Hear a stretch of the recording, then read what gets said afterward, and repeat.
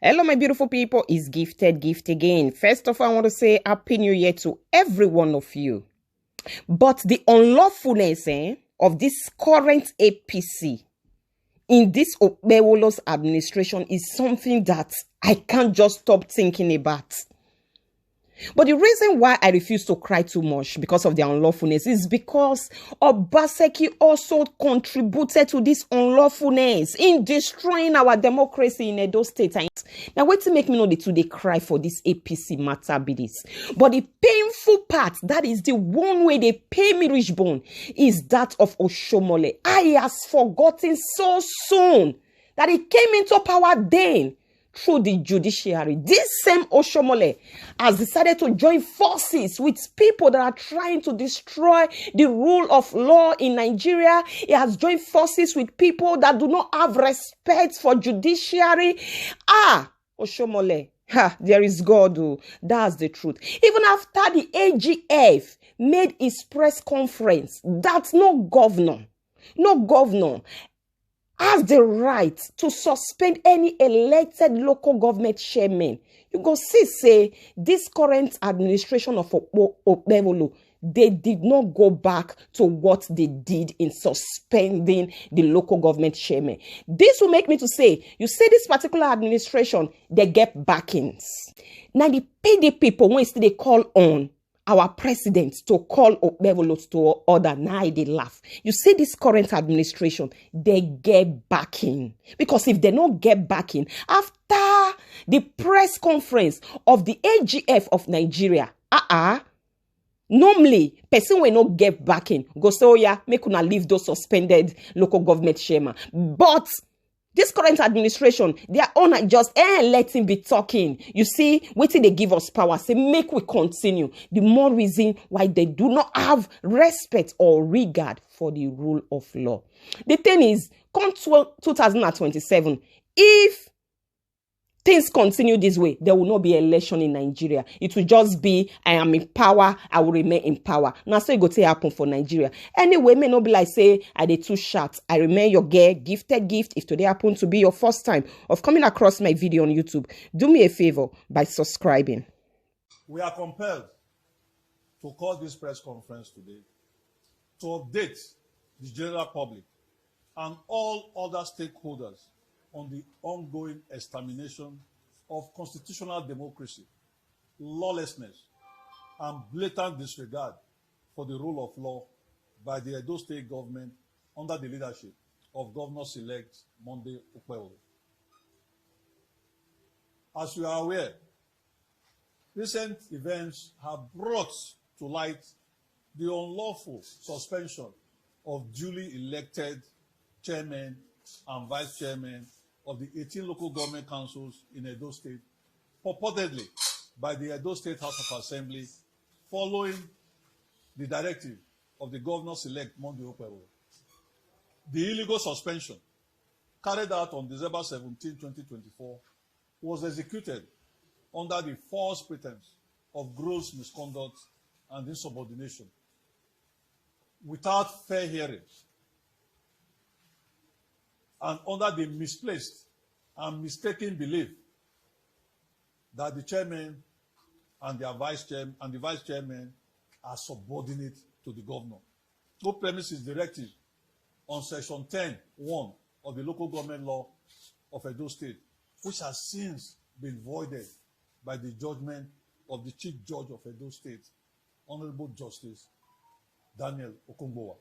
It should be noted, just for the sake of emphasis, that there was nothing against the vice chairman, and the House of Assembly still proceeded to suspend them, and this they claim to do under section 20 of the same law, the Edo State Local Government Law of 2000, which did not give the Assembly any power to suspend any local government official. We are alarmed that despite the clear and binding judgment from the Chief Judge of Edo State, Justice Daniel Okungbowa, who upheld that the Edo State government and the Edo State House of Assembly have no legal right to suspend or dissolve elected local government councils. The state government and their agents proceeded to enforce their individual interests and illegally, and in breach of court injunctions, purportedly suspended the council chairman and their vice. This they did without regard to the constitutional, legal, social, security, political, and economic implications and consequences. The state chief judge, abiding by the principles of stare decisis, has cited, that is a Latin for if a court has given judgment on any matter before. If you are hearing that case, that same case, you don't give a contrary judgment. You must base your judgment based on what the other court has done.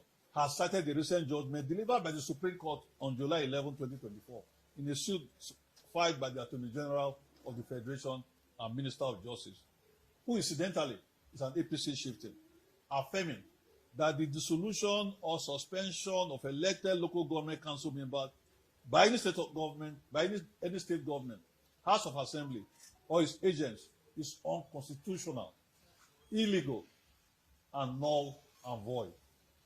The state government, under Governor-elect Monday Okpebholo, has disregarded the advice of President Bola Ahmed Tinubu, given through the Attorney General of the Federation on this matter. You will recall that the Attorney General of the Federation was emphatic and insisted in his press interview, which I'm sure most of you watched, that elected local government council chairmen and their advice cannot be dissolved, removed, or suspended without following due process, which is there is a law that governs the local government, and there's a procedure, there's a process if you want to get the local government council chairman and their vice out of office. You have to go through Section 19 of the 2000 local government, Edo State local government law. However, Okpebholo and his handlers jettisoned the advisory, deploying thugs and non-state actors have been moving from council to council with whips and dangerous weapons to illegally enforce the illegal suspension of local government chairmen, despite the overwhelming legal position on this issue and in utter breach of express court orders. Most troubling was that the council chairman had approached the court for redress on the matter. And Justice F.A. Kwamba of the Edo State High Court 2, Benin City, issued a mandatory injunction restraining the state government, the governor, and other parties from meddling in local government affairs and operations until the substantive case has been heard and settled. Sadly, in total disregard of the obedience to the prevailing laws and orders of course, the state government has continued in its acts of lawlessness, contemptuous disregard of judicial orders, abuse of processes, and misuse of executive power, which dangerously portends the extermination of constitutional democracy in the state. We are aware that the governor seeks to enforce and has indeed commenced his devious and illegal agenda with the help of vile and violent thugs and other non-state actors in Edo State. In addition to the foregoing, sadly, a reflection of a lawless and unfocused government, there have been several reports of intimidation, bribery, harassment, manipulation, and blackmail by the state government to coerce council leaders into endorsing the illegal actions that will allow them the looting of council funds. As we speak, 2 councillors from Orion local government, councillors for Ward 1 and Ward 12, are in the custody of the Chief of Staff and the Chairman of the Edo State Local Government Commission in the office since yesterday. The 2 councillors in Akoko Edo Local Government since yesterday have been inaccessible to all of us because they are with the Chief of Staff and the Chairman of the Edo State Local Government Commission, Damian Lawani. This cannot portend well for democracy in Edo State if citizens are being kidnapped and forcibly kept in the supervised by the chairman of the local government service commission, Damian Lawani, to harass the leaders of the Legislative Council, coerce them to bring loyal councillors to them in Benin so that they can sign off and illegally impeach the council chairman. The chief of staff to the governor, Honorable Gani Audu, is involved in this unlawful act.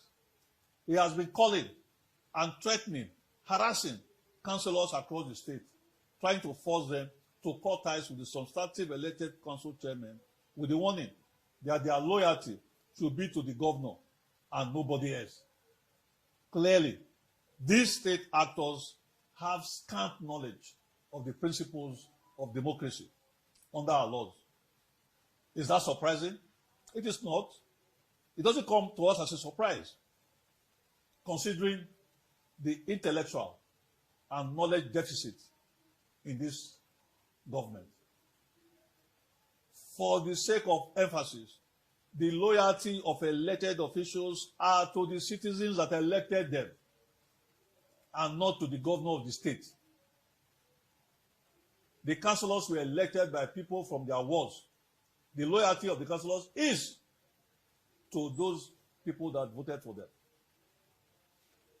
Furthermore, Monday Okpebholo has directed that under no circumstances must any elected council chairman be granted access to his office in the council, ordering the council heads of administration to work in conjunction with all relevant security agencies that their party talks to achieve this devious plan.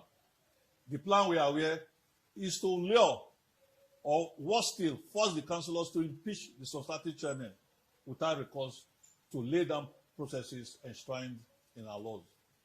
Okpebholo's higher talks have continued to deny the elected council chairmen and their vice access to their respective offices, despite the position of all the injunctions not to interfere or meddle in the councils and the express unequivocal order to restore them back to their offices, a judgment delivered by F.A. Igbonomba, which I earlier mentioned.